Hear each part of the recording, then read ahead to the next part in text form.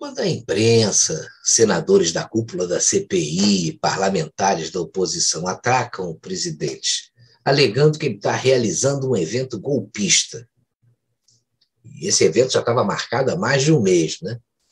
Por acaso aconteceu no mesmo dia da votação da PEC do voto auditável. Mas essa reação desse pessoal faz com que a gente perceba aí o nível de desespero, né, daqueles que querem derrubar o presidente. Só que foi o presidente da Câmara dos Deputados, Arthur Lira, numa decisão tomada na última segunda-feira, quem marcou a votação da PEC do voto impresso para ontem, terça-feira, dia 10 de agosto. E aí, depois dessa, os oportunistas vêm a público para ganhar espaço e alguns minutos de fama, né?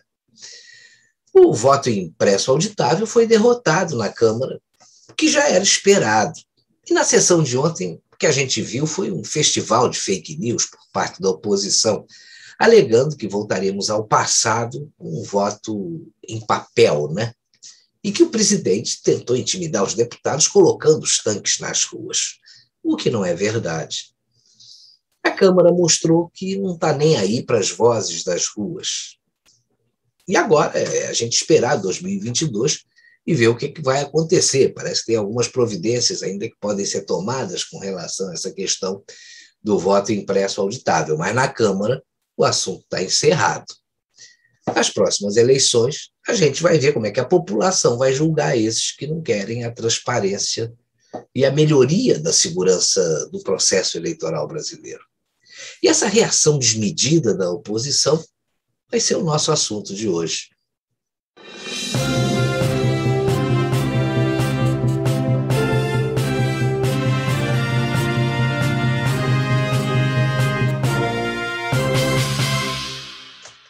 Tem um grupo de políticos e de ministros do Supremo que tem uma obsessão tão grande para tirar o presidente da sua cadeira que não percebem os exageros que eles acabam cometendo.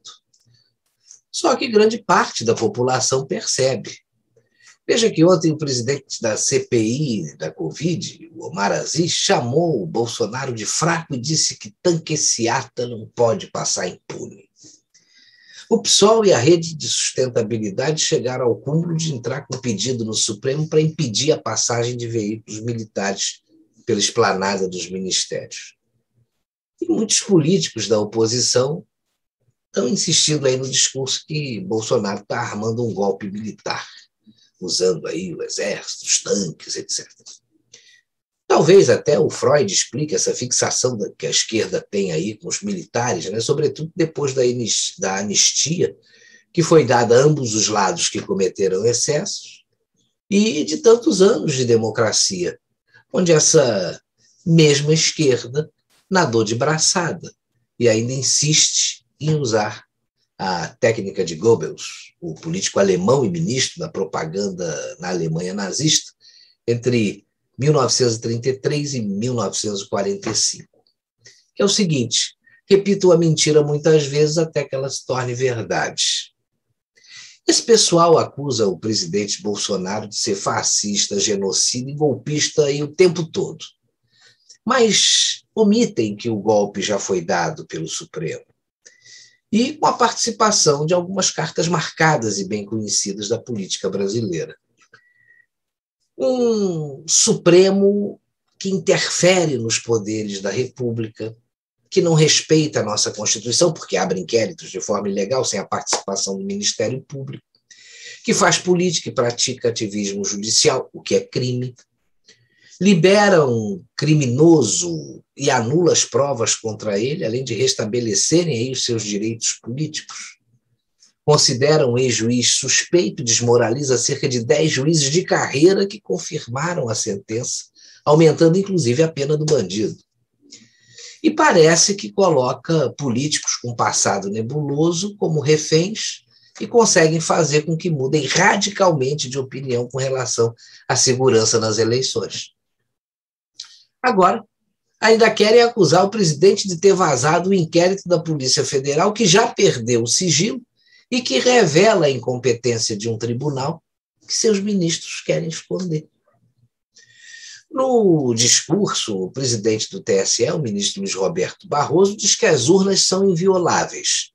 E o próprio TSE, no relatório da Polícia Federal, diz que o sistema do tribunal foi violado. Ora, se hackers invadem o Pentágono e sistemas que controlam oleodutos da maior nação do planeta, se esses hackers conseguem invadir também aí sistemas de grandes corporações que investem fortunas em segurança digital, você acha que ninguém pode invadir as nossas urnas ou o nosso sistema eleitoral? Você acredita que elas são realmente invioláveis? E aí eu pergunto, né, por que essa resistência tão grande contra o aperfeiçoamento do processo eleitoral? A gente sabe que quanto mais uma pessoa ou a entidade que ela representa se recusam a se submeter a um processo de auditoria independente, mais suspeitas levantam contra ela e contra a própria instituição.